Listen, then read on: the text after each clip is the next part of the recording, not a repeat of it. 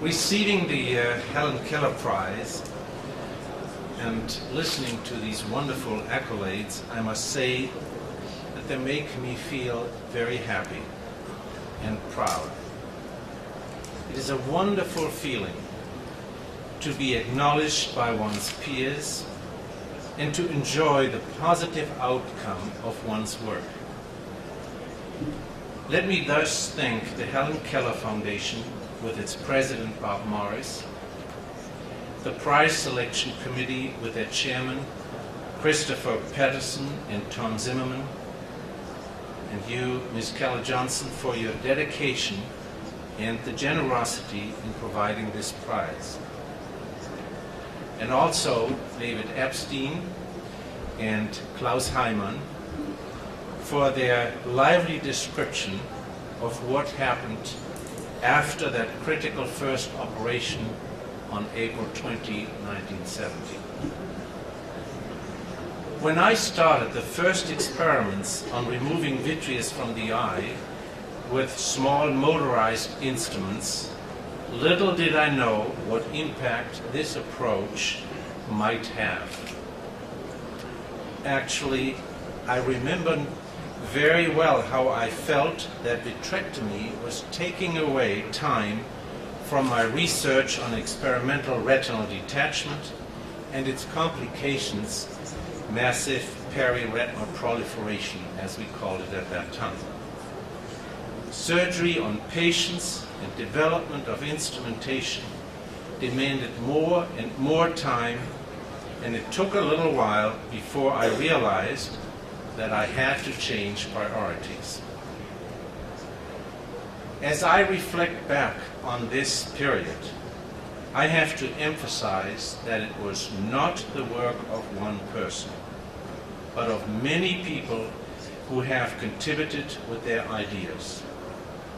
I can mention only a few. And first of all, it is David Kasner, who stimulated me with the development of the open sky technique. Helmut Büttner, then my fellow, was involved in the earliest experimental work and prototype of a vitrector.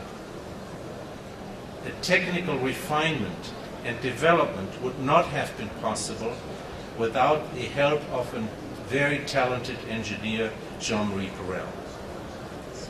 I'm very aware that this work is based on a team effort, and without the help of many fellows working with me in the operating room or in the laboratory, it would not have become possible.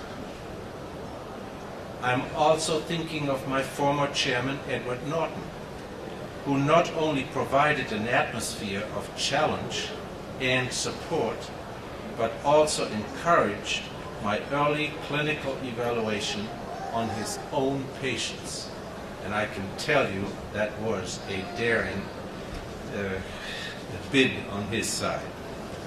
And finally, I thank the surgeons who test this new technique with very inadequate means by today's standards and contributed to its rapid development. It is also important to emphasize, especially with hindsight, how much support the development of vitreous surgery has received from the various granting agencies. Money came from Fight for Sight, Research to Prevent Blindness, the National Eye Institute, the Adler Foundation, the Weisenblatt Foundation, and finally from the Helena Rubinstein Foundation. Without the help of both government and private foundations, this research would not have been possible. I wish there was still as much money available as there was in the 70s and early 80s. It is not. Therefore, the efforts of private foundations become even more important. The Helen Keller Foundation is a very good example of how to continue in today's world. This foundation supports research and young researchers. In addition, it makes a major effort to inform the public about relevant results of research, in this case by providing and publicizing a prize. Visual sciences are fortunate in that they deal with a subject that people identify with very strongly, and I hope that this and similar efforts by other foundations will result in continued research support. The present environment lets us believe that medicine is a business in which you can easily make cost-cutting adjustments, forcing every participant to be cost-conscious and to reduce non-profitable endeavors. This is the kiss of death to academic institutions. How can we train academicians with interest in research when they are only exposed to financial concerns and there is no money to train them?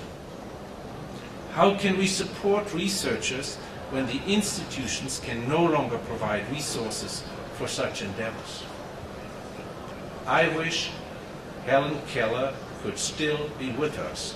She was the most effective and successful single advocate to make the world understand the problems of the blind and publicize the need to overcome blindness. I feel that the Helen Keller Foundation, together with other foundations, will be able to convince the public that in today's climate, progress in science and medicine can only survive with generous voluntary support. I want to thank all of you that you have come this evening. Really, what we are celebrating is that there is advance in our specialty and that there is hope for further advance. Keep working hard, and thank you.